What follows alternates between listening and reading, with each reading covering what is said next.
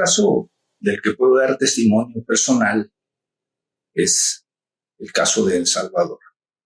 un país relativamente pequeño en el centro de América, que vivió por décadas subyugado a una dictadura militar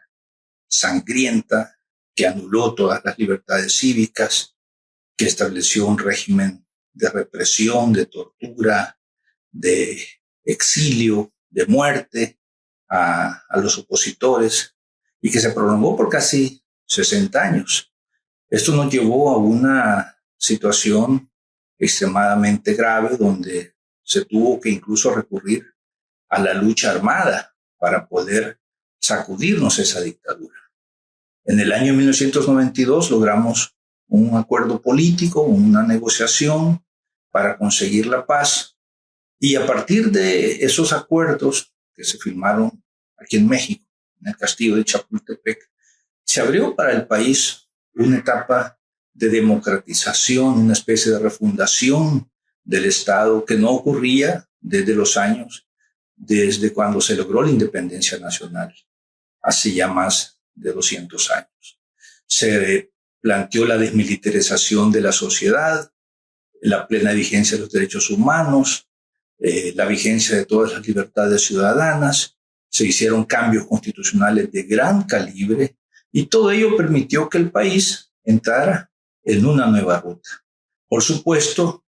no fue fácil que la izquierda llegara a gobernar. Tuvimos que transitar por una ruta de acumulación de fuerzas, de ganar experiencia, primero gobernando municipios pequeños, luego gobernando grandes ciudades, incluyendo la capital, ganando presencia y experiencia en la lucha parlamentaria y, por supuesto, en la lucha cívica y la lucha social. En el año 2009, el Frente Farabundo Martí logra finalmente ganar las elecciones presidenciales. Esa victoria se refrenda en el año 2014,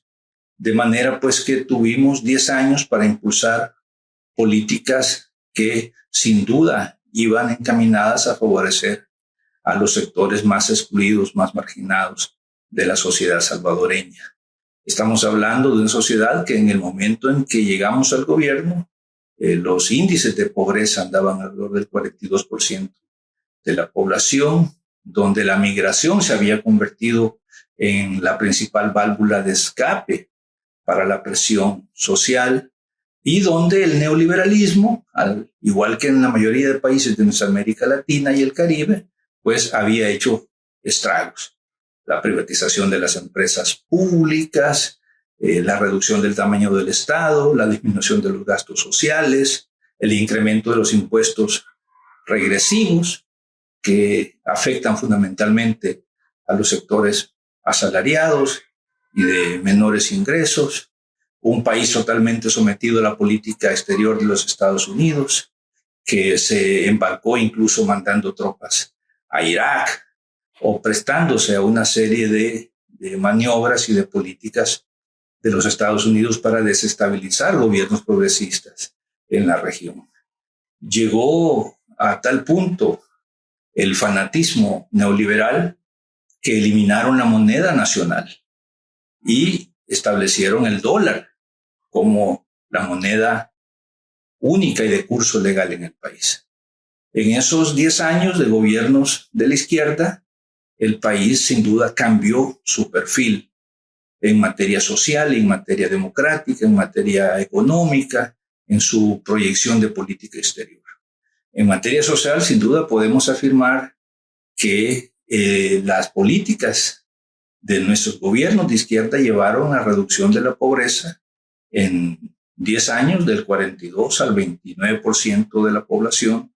una reducción a la mitad de la pobreza extrema, la prácticamente eliminación del analfabetismo, la ampliación de los servicios de salud a toda la población, la gratuidad de los servicios de salud se garantizó. Al mismo tiempo se promovieron políticas públicas a favor de las mujeres, de su inclusión en materia laboral, en materia educativa, en servicios de salud, en materia cultural. Se legisló para combatir todo tipo de violencia contra las mujeres. Se hizo además un enorme esfuerzo, nunca visto, para combatir la corrupción, para garantizar la transparencia en los asuntos públicos. Se ejerció una política de apertura y de inclusión a sectores sociales que antes estaban totalmente marginados, reprimidos o perseguidos, como es el caso de las comunidades de la diversidad sexual o el caso de las poblaciones originarias.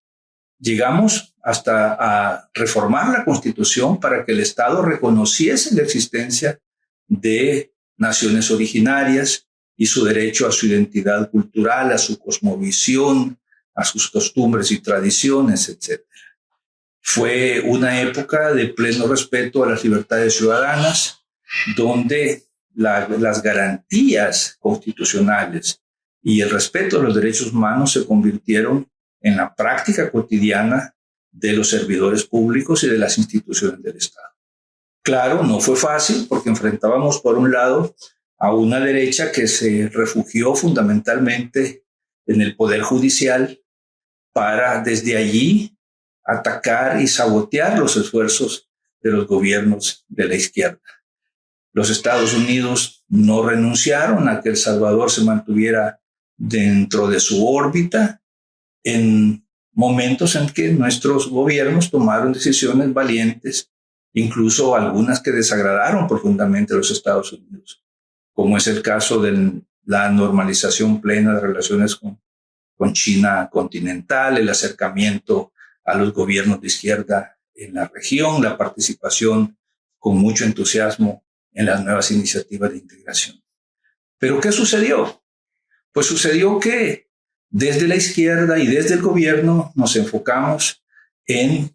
políticas públicas que elevaran el nivel y la calidad de vida de la gente, que redujeran la pobreza, las desigualdades, que afianzaran el ejercicio de los derechos cívicos, que abrieran las puertas a la participación de la gente en los asuntos públicos. Pero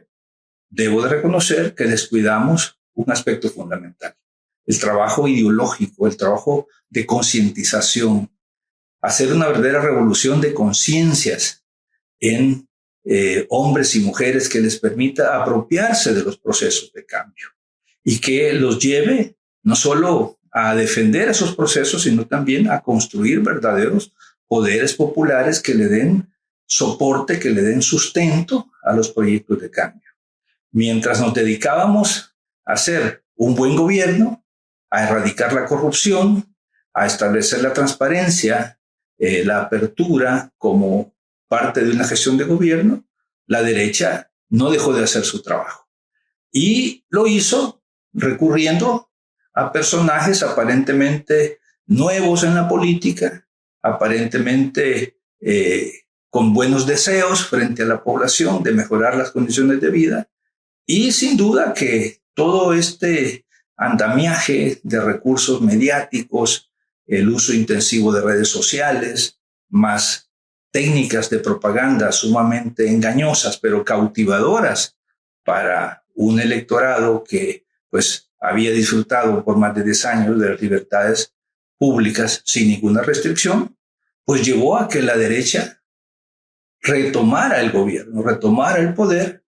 con un personaje que se hacía pasar como una persona progresista, pero que rápidamente evidenció su naturaleza dictatorial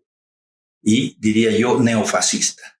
y que ha desmantelado todas las conquistas democráticas, prácticamente demolió todas las instituciones del Estado democrático, que recurrió y sigue recurriendo a la represión y a la persecución política, que prácticamente secuestró el poder judicial para poder ejercer la persecución política por la vía del lawfare, y que, quebrantando todos los principios constitucionales, hoy incluso anuncia que pretende reelegirse.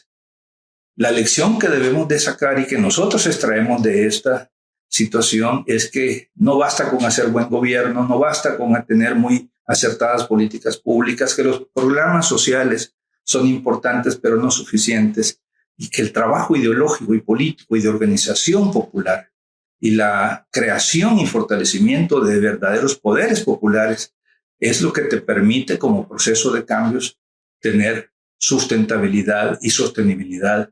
en el tiempo y que la mera democracia representativa, aunque sea importante, termina también golpeando estos procesos si no se trasciende a una auténtica democracia participativa.